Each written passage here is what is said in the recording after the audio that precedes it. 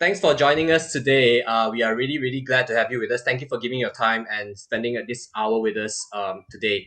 So, why not you kickstart by introducing yourselves and also, of course, tell us a little bit about your relationship. I mean, I don't know a lot of details, but at least how you came to, meet each other, your journey, your dating journey, and how to the point where you all got married and yeah, settling down happily now.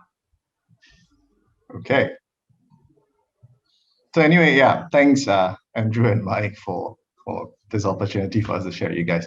Honestly, I've done a couple of webinars last year and done a couple of sharing, but I've never felt so nervous and anxious and intimidated with a bunch of youth in my life. Maybe it's the tea I'm drinking, but yeah, I think Sharon's rather paralyzed next to me right now. So she is here, don't worry. Yeah.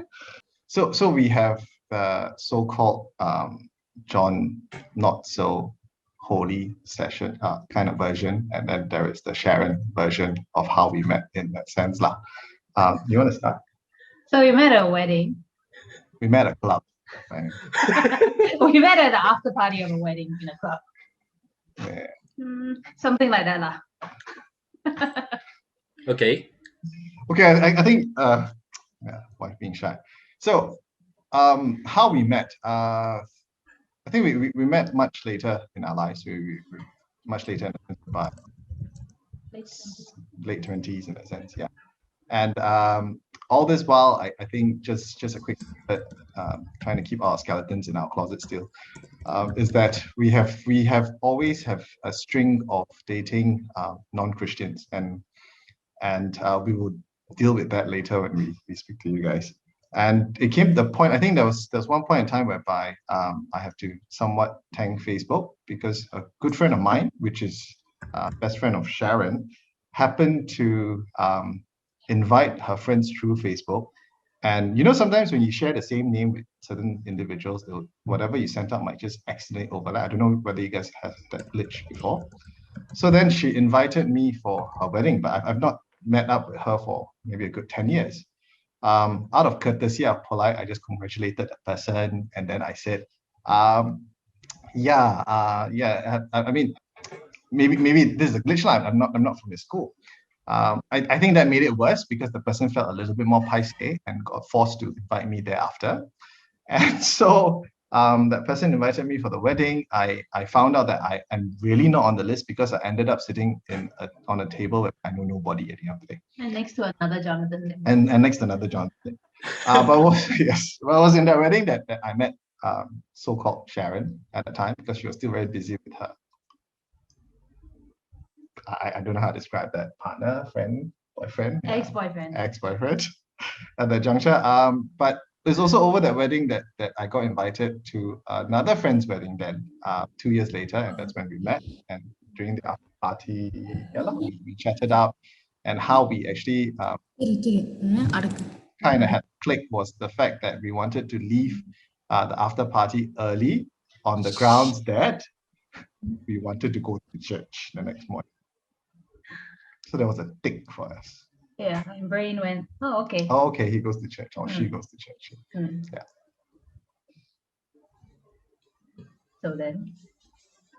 So then the rest is history lah. Oh, okay. So the rest just a question, a curious one. Like, how long do you all guys date before you got married or decided to take the next step in your marriage? Wow, that's a very tricky question. Simply because we started quite late in our lives, as in when we met each other. So when we kind of met for 3 years before we got engaged. Yeah, but in our second year, we already started talking and exploring the fact that this is it. This is gonna be the relationship that we're gonna be working actively on. Getting married, and then we got engaged 3 years later. Nice. 2 weeks after our engagement, I got diagnosed with breast cancer. So then we held it off until all the treatment was done. So another 2 years. Yeah. Yeah, the ironic thing was, not ironic, but God's plan was we got married almost exactly 2 years to my diagnosis date. Yeah. So that was actually, it was nice because I know it can sound very traumatic or whatever, but it was really good because it was really encouraging to know that there is a future, through it all.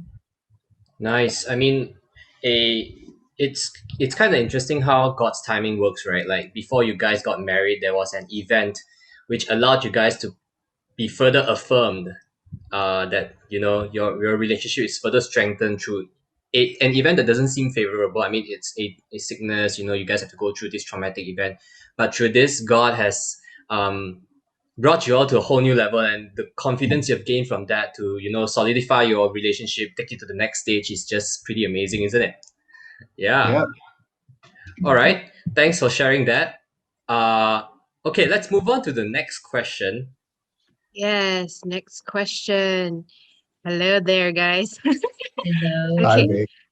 Hi. No, so just for the benefit of all the young people here, some of them are in high school, some of them are in campus, some just started working, they're fresh grads as well.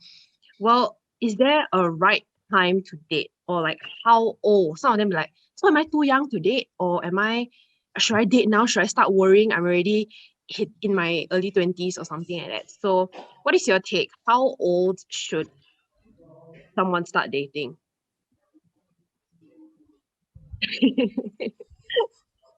So we have this burning question, like, Yes. how old did Mike started dating you? No, we're kidding. Well, Mike is like No, an it's- anomaly. He dated so late. Like, okay, but I mean, Sorry, we're trying to keep this session a little lighter, yeah, guys. So Yeah. don't Yeah, worry, sure. just chat with us if you want to. Yeah, you want to give it a go? Yeah. Okay. So according to Sharon, we were discussing this late last night. She said that you get married when I think you're like 45 lah, when your parents give you that full, Not say that. approval and things like that. Okay, how old can I start dating? Okay, this question, to be very honest, I will take the position as, what do you all mean by dating first? Yeah. It comes in a very broad definition, right?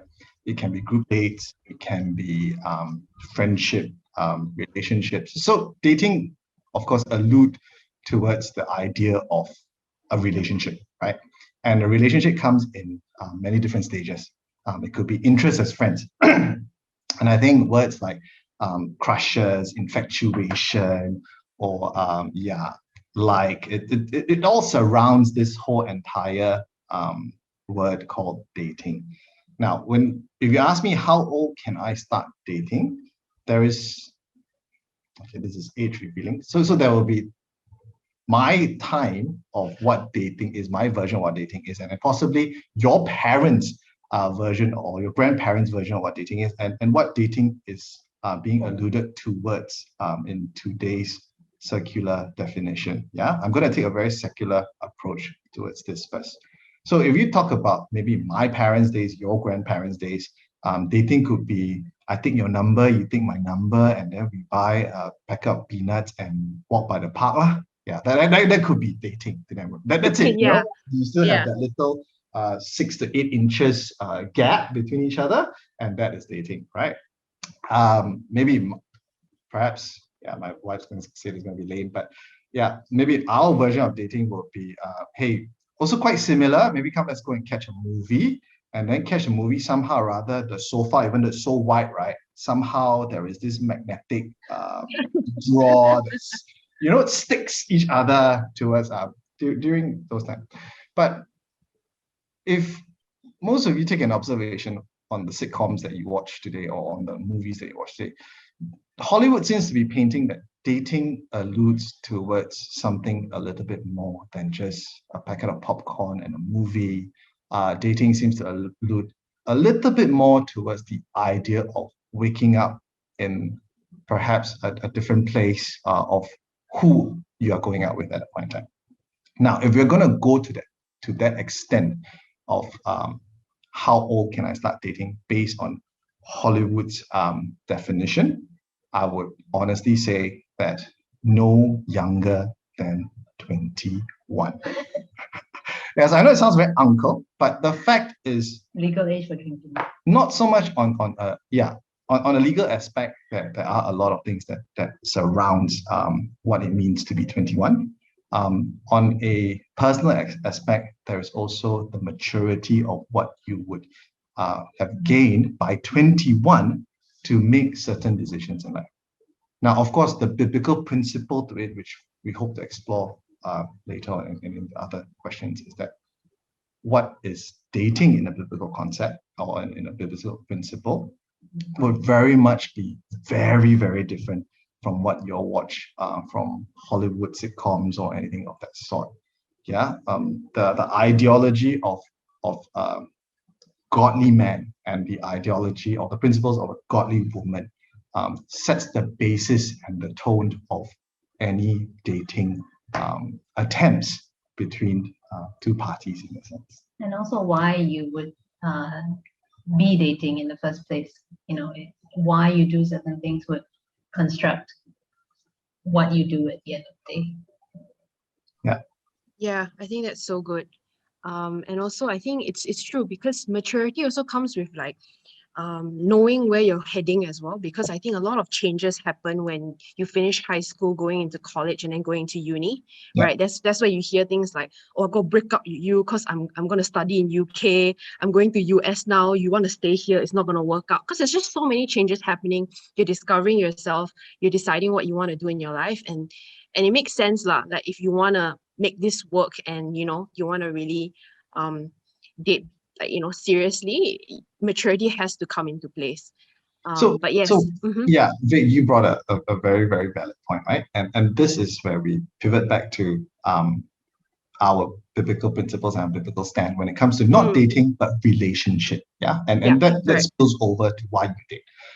The question at the end of the day, we need to ask ourselves whether you're 14, you're 17, you're 19, you're 20, you're 21, or even singles at age of 40 or 50 is, what is your core objective when you date?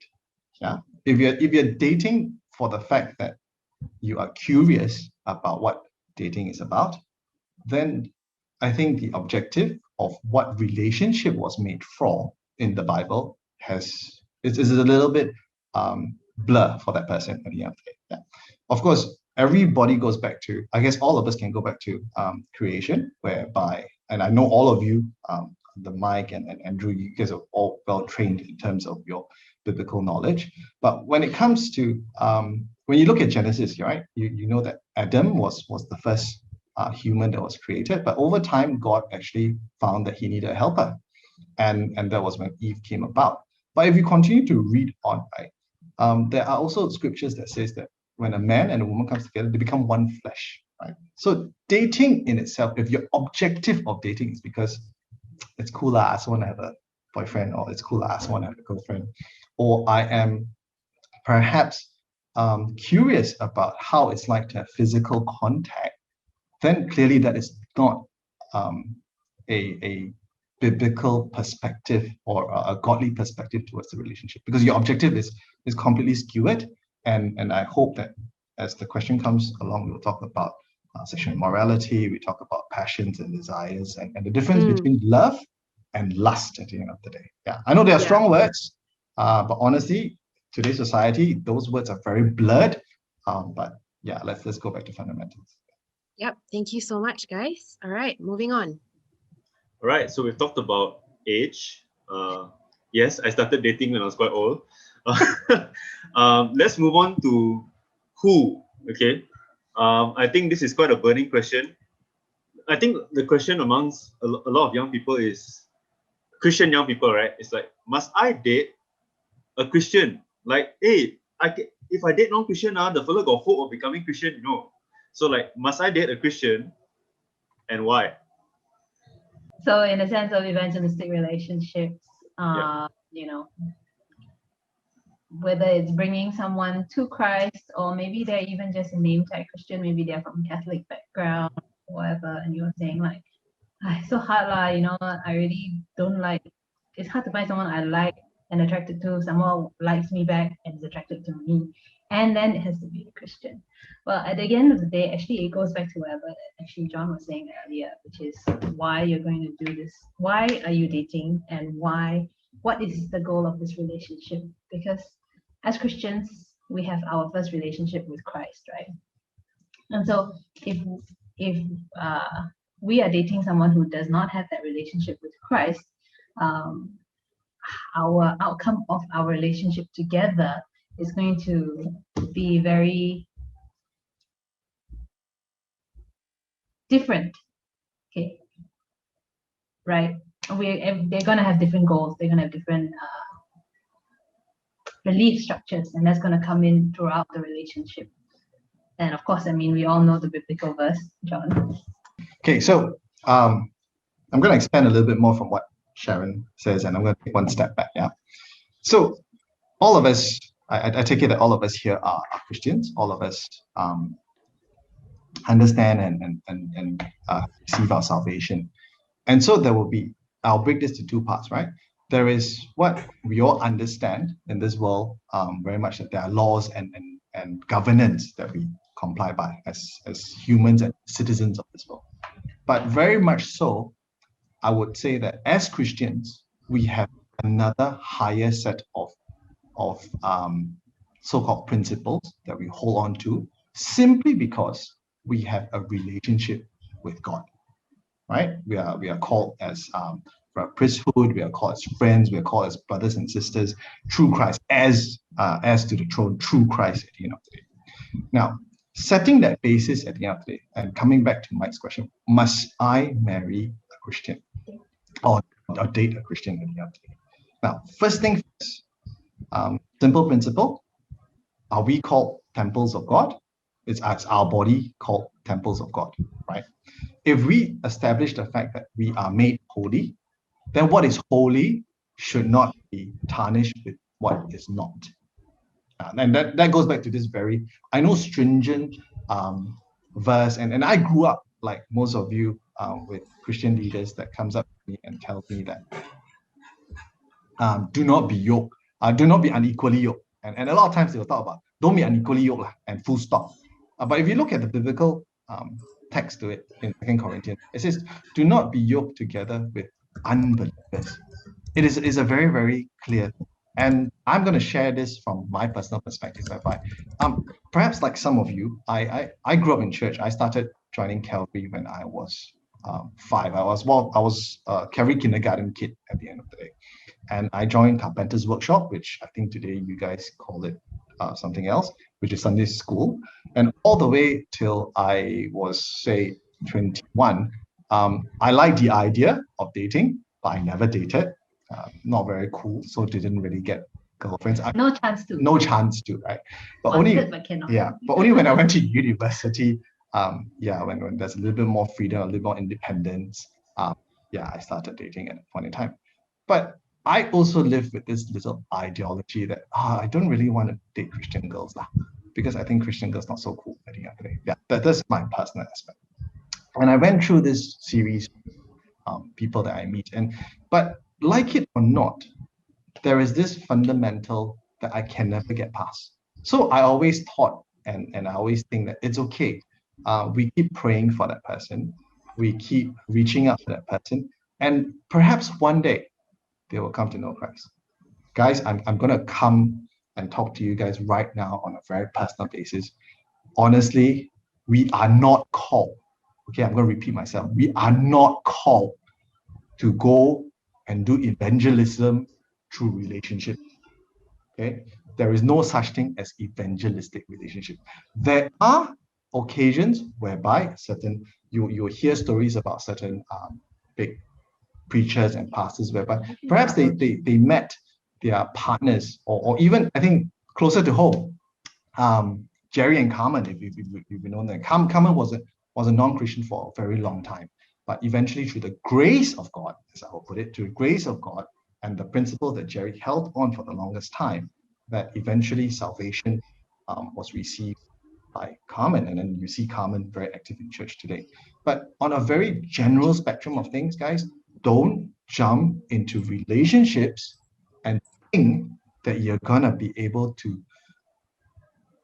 have a evangelistic approach towards it, or hoping that your partner is gonna be converted to Christ. Yeah, that is a very, very dangerous thing. Oftentimes than not, you will be led to be distant from God than bringing the other party to.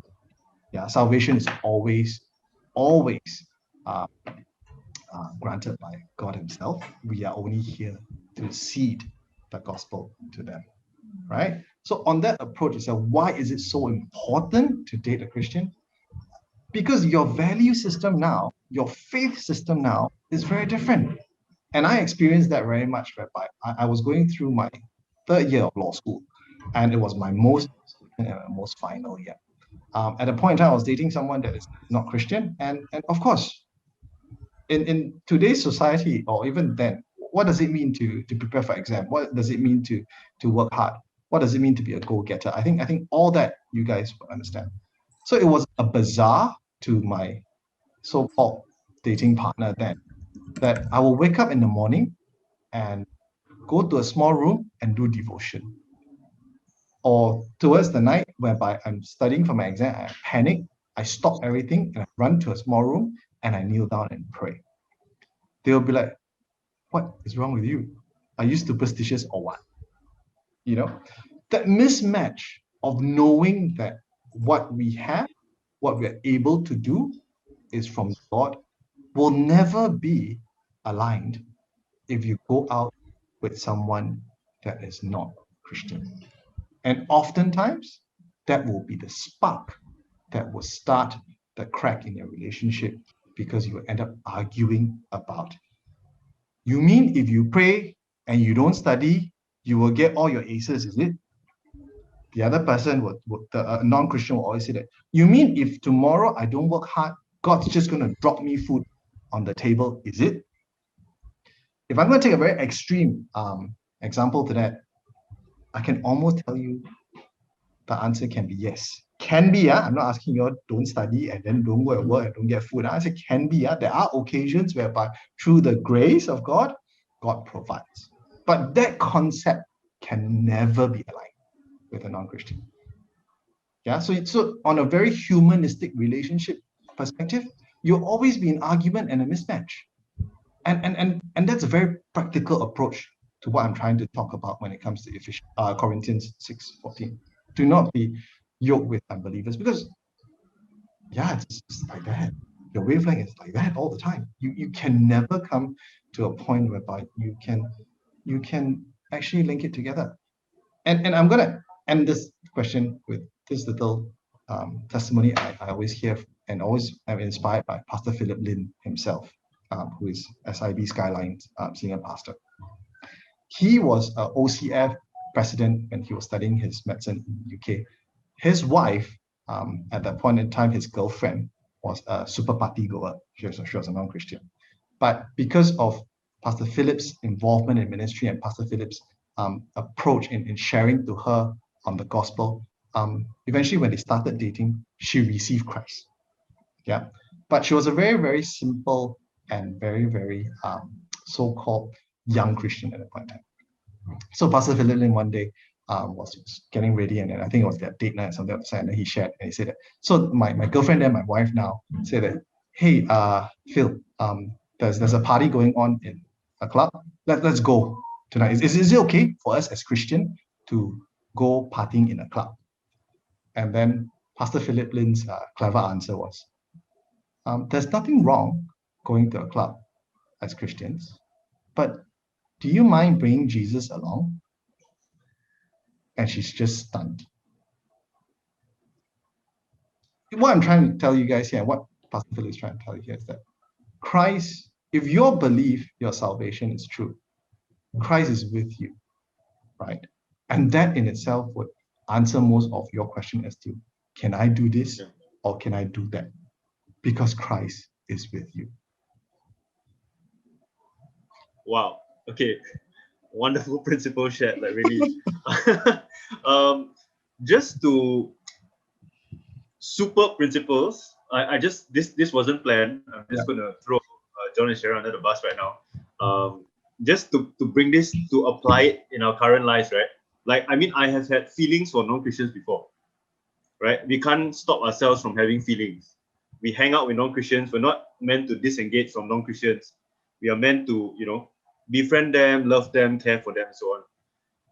So what would I do? Like, if I'm in my campus or high school or something, I'm attracted to a girl, you know, or a guy, and they're not Christian.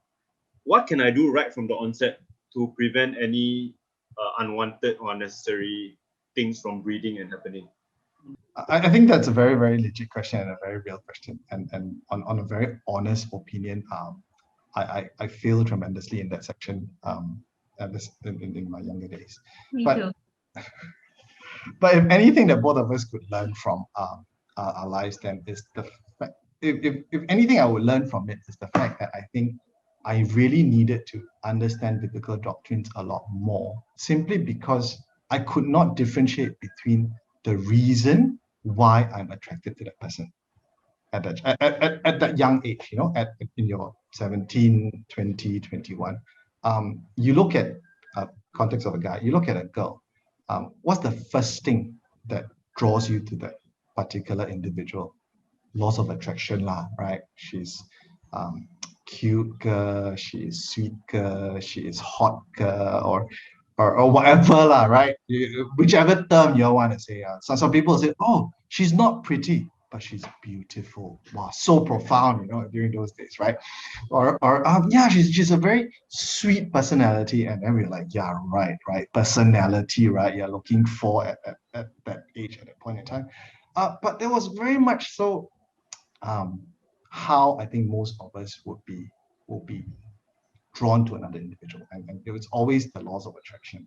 But if anything I can try and share with you guys is that I think for me, for the longest time till I went to university, the longest time that I wanted to look into dating is very much so whether is there godliness in me when I pursue that particular person.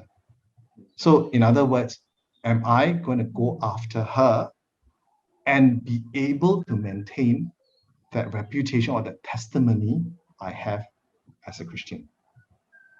Because if I can't, then I really need to ask myself again, what is the objective of my pursuit?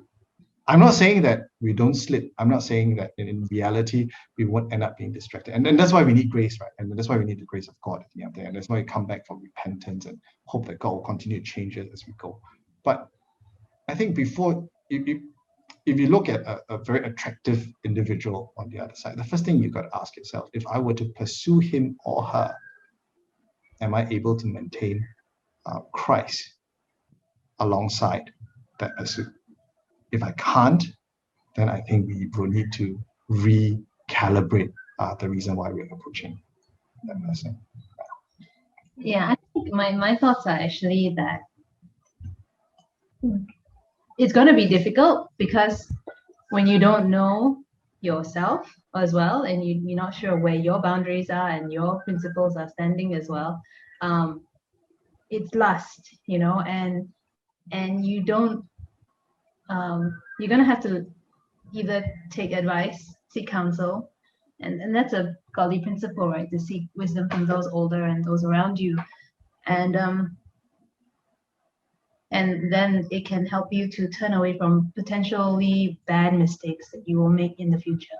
So unfortunately, it's one of those things where you'll just get burned in the fire if you don't,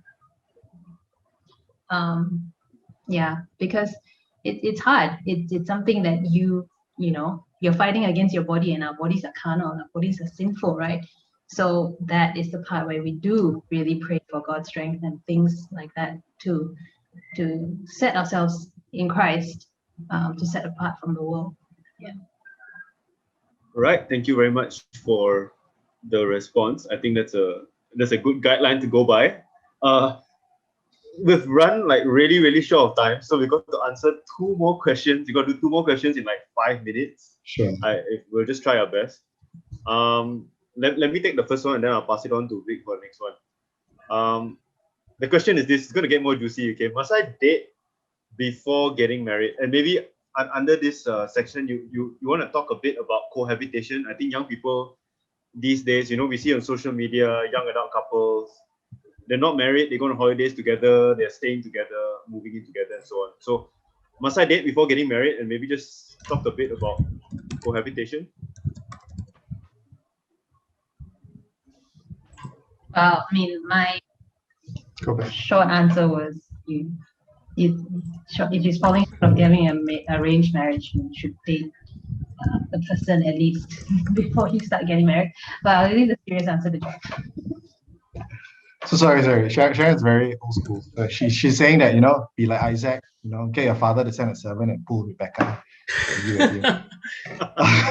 Short of that, then yeah, you should date.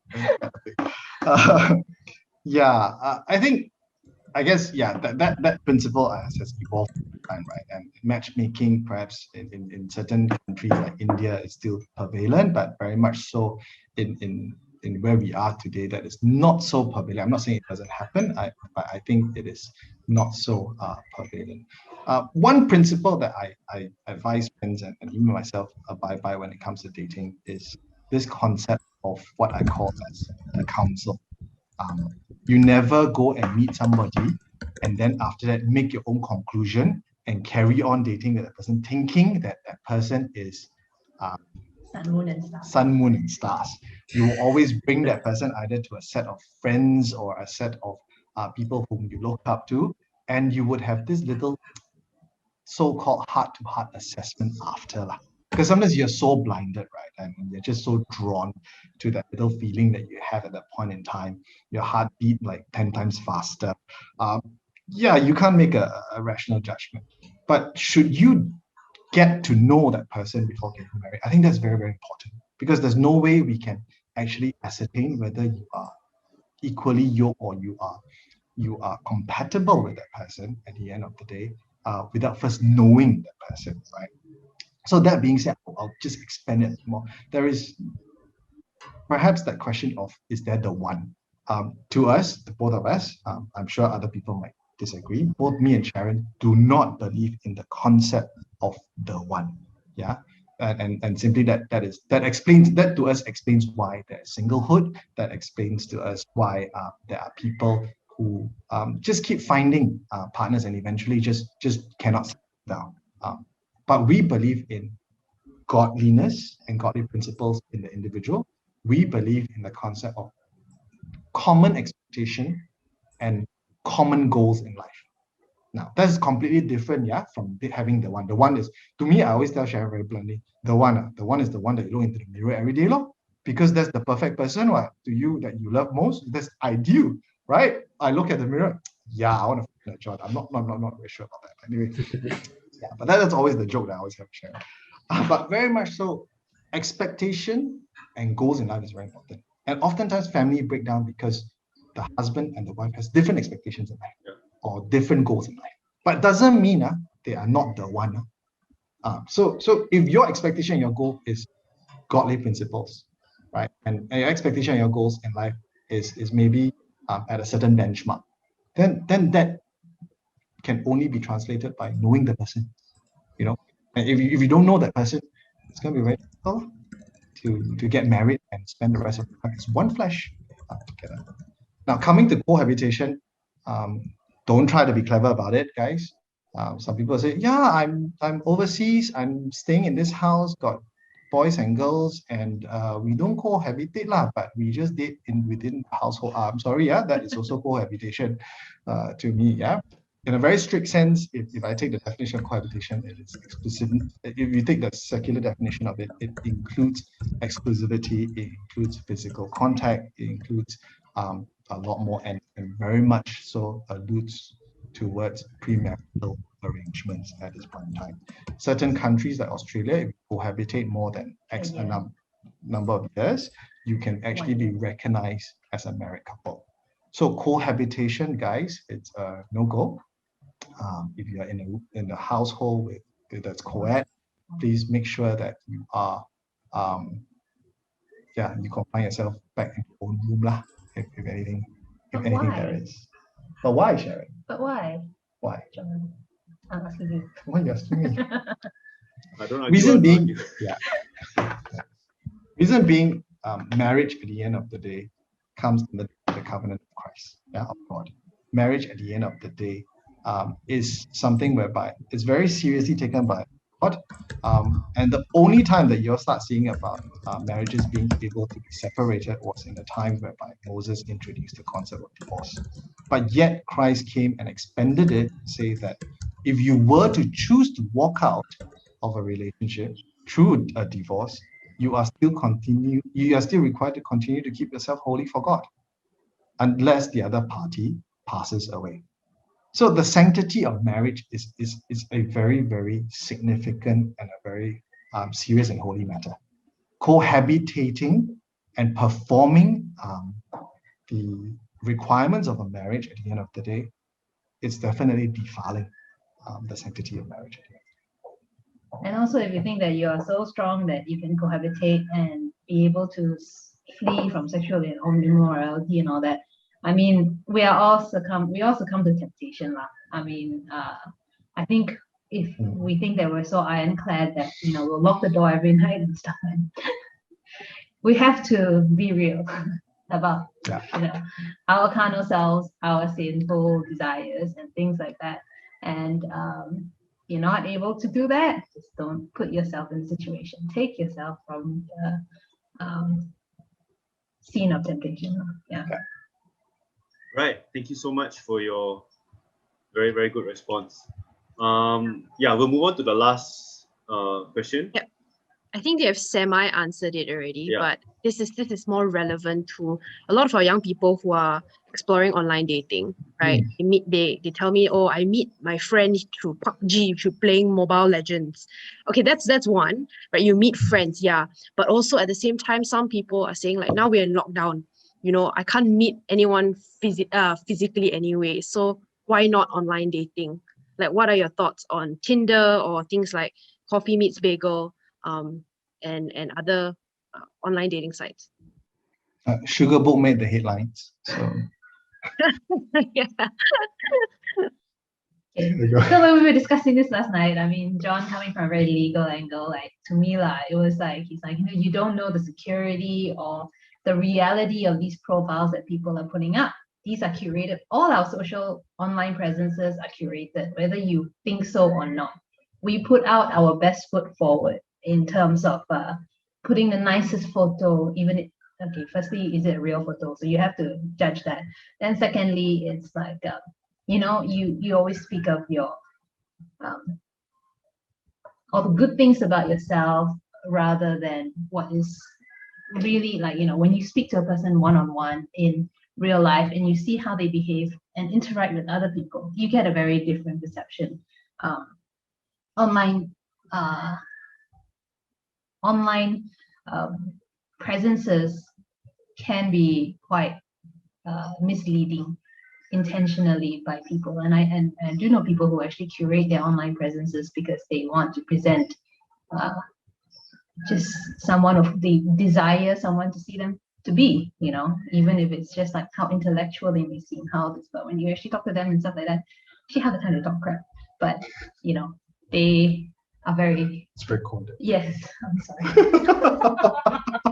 They can Google their answers behind the screen, but when you talk to them, they cannot Google their answers. Exactly. Yeah, adding to what Sharon said, I think at the end of the day, I will still take the position that online dating is not wrong. Okay, it's not wrong, guys. Wrong. But be wise, assess the platform that you're going for, right?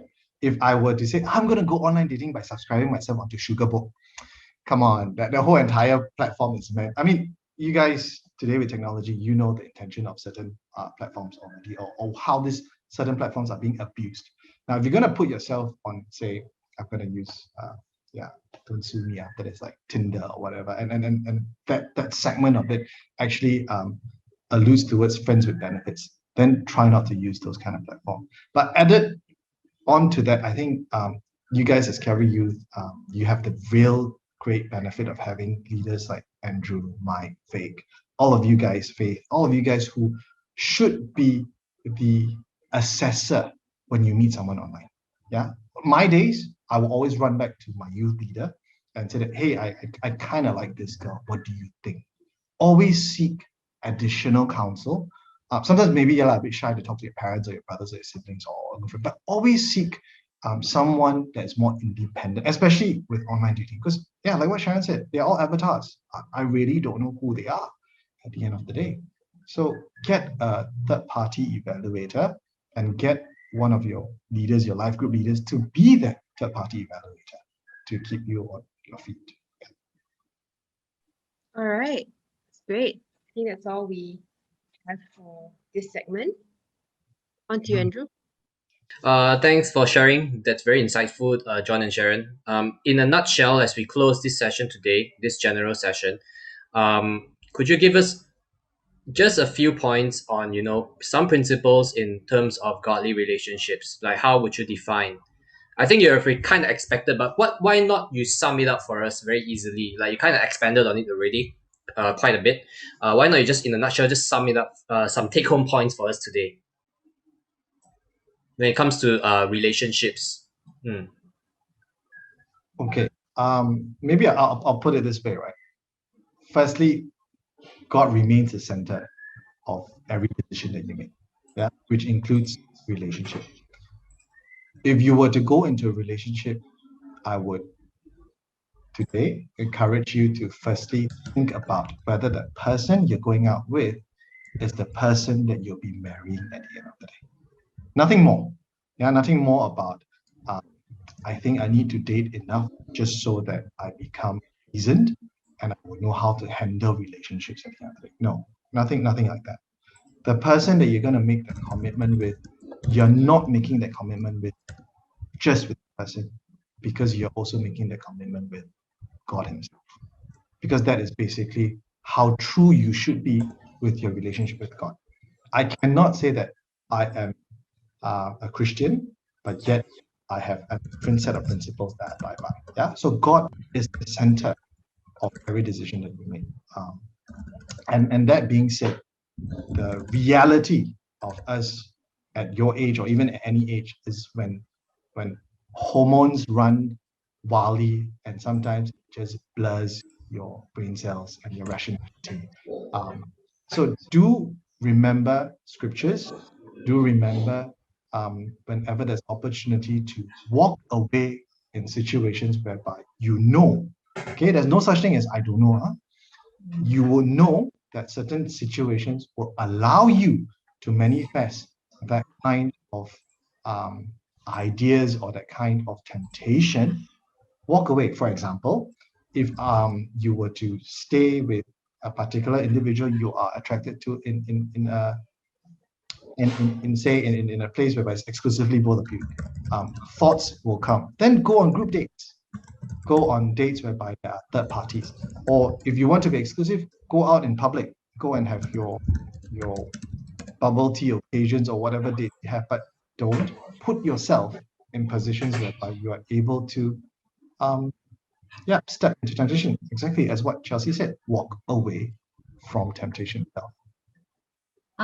The other thing that we have done actively was once we started dating together, was that we actually had devotion time, and that was first for both of us because, as we said previously, we never dated Christian or a believer, a believer before this. And mind you, it wasn't smooth sailing in our first 2 years. We have opposing personalities, very different, and we fought a lot.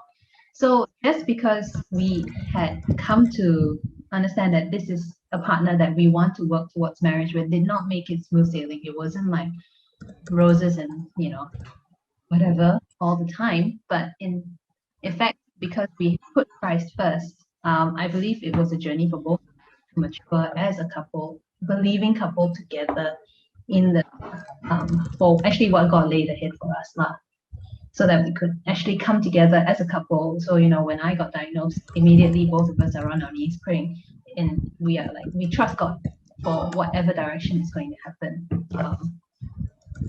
And that actually set the tone of our relationship. Yeah. Awesome.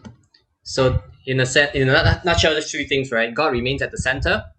Always walk away from temptation, and seek to build your relationship with God together by doing devotions, praying for one another. Thank you, Jon and Sharon. That was very practical.